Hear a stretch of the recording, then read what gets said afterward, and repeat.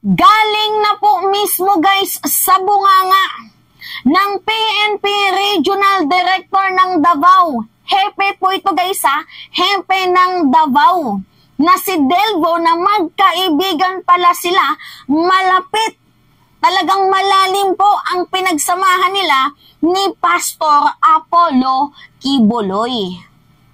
Galing na po mismo yan guys ha, sa bunganga ni Delvo ng hepe, PNP Regional Director guys ng Davao na magkaibigan, malapit sila ni Quiboloy.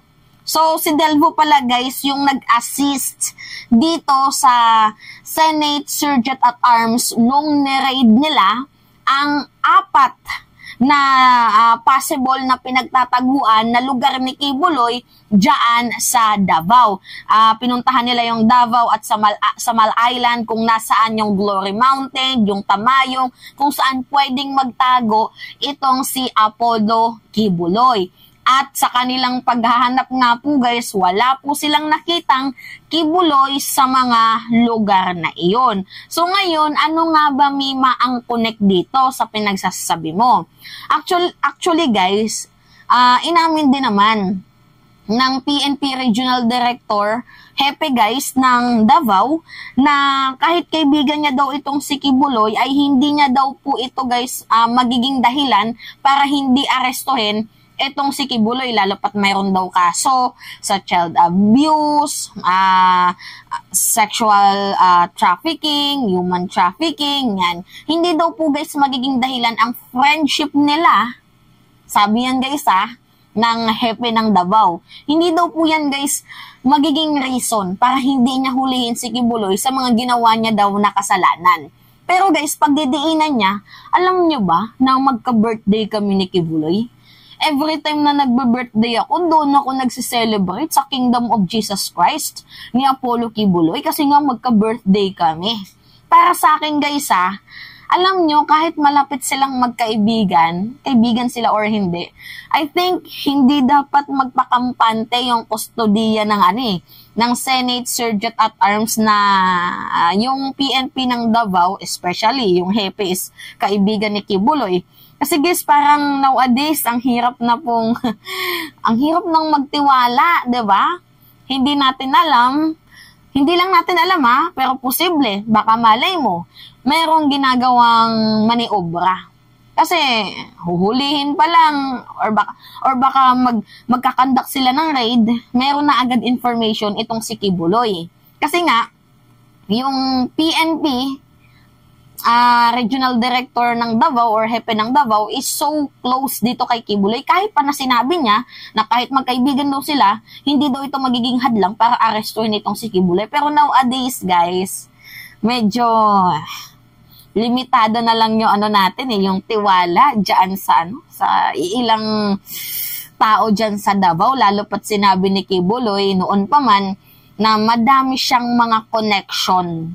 'Di ba? So kung yung connection niya sa politika dito sa whole over the Philippines, ang iba nababawasan, pero yung connection niya sa Davao, kasi Davao yan sila lang din magtutulungan diyan, lalo pat itong si former President Duterte is anti-Marcos, 'di ba? Isa yung boses nila diyan guys, bagsak nga 'di ba sa rating si PBBM diyan. Yan yung sabi. Tapos mataas itong si Vice President Sara Duterte. So para sa akin guys, super hirap nowadays na magbigay ng tiwala. So para sa akin dapat yung PNP mag-assign dyan guys or kumuha ng ibang mag-a-assist, 'di ba? Or mag-reshuffling kung pwede. Palitan or sabihin na lang natin mag-add ng mga ibang tao dyan nang hindi malapit kay Quiboloy para nandun ba guys yung sureness natin. So ngayon, panoodin muna natin guys itong video. Police Regional Office 11 Director Brigadier General Alden Delvo admits being friends with Kingdom of Jesus Christ founder Apollo Quiboloy. Alam niyo ba kung ano yung birthday, kailan ang birthday ng Pastor Quiboloy? April 25, that coincides my birthday. And that is why, makakilala ko ngayon. There were times also that I don't celebrate my birthday at home. I just celebrate it with him, with the kingdom niya. Marinig nyo? Kilala niya ba si Kibuloy? April 25 yung birthday niya. Ako din, April 25 din yung birthday ko. And hindi na ako nagsa-celebrate ng birthday ko sa bahay kasi I celebrate my birthday sa Kingdom of Jesus Christ ni Kibuloy kasi magka-birthday kami and we know each other. Oh, siya na mismo guys ang nagbulgar. Although maganda din naman tong sinabi niya na inamin niya na magkaibigan sila ni Kibuloy para syempre less na din yung yung pag-overthink natin na baka hindi mahuli tong si Kibuloy kasi alams na. Diba? Siya pa mismo yung nagsabi pa naman na na hindi nila alam kung saan daw ngayon si Kibuloy. Siya yung nagsabi niyan guys, alam niyo yung ni-read ang Glory Mountain after ng searching nila. Siya din yung nagsabi na wala daw silang nakita, ganyan-ganyan. Kwento niyo sa pagong. Anyway, pagpatuloy natin. But he says their friendship will not hinder authorities' manhunt for the fugitive pastor. Kibuloy has a warrant of arrest for sexual and child abuse issued by a Davao Regional Trial Court. Being a policeman, being a regional director, I'm just a professional. I'm just doing my job. I have his warrant. Wala pang kaming kaso sa isa't isa. Maybe he has something to answer to the court of law. But I'm just doing my job. So, with that, I will really exert effort in finding him and putting him and bringing him to the court, to those who issued the warrant. Delvo spoke after authorities visited the properties of Kibuloy in Davao to serve the Senate's arrest order for failing to attend the committee hearings on the child and sexual abuse complaints against him. The Senate Sergeant-at-Arms, led by Director Manuel Parlade, together with the PNP and the National Bureau of Investigation's Southern Mindanao region, tried to serve the order in the Prayer Mountain in Barangay Tamayong, Davao City, in Glory Mountain, also in Barangay Tamayong, and a resort in Samal Island, Davao del Norte, allegedly owned by Apollo Kibuloy. But authorities came up empty-handed. The arrest warrant was instead received by Kibuloy's lawyer, attorney Israelito Torreon. When asked what makes finding Kibuloy difficult for the authorities, Delvo said Kibuloy is a high-profile individual with many friends and lots of logistics. Ayan. Si Delvo din mismo may nagsabi guys na kaya mahirap hanapin itong si Kibuloy ko kasi high-profile person daw siya. Nax. High-profile person na madaming connection. Ang tanong, isa ka ba doon?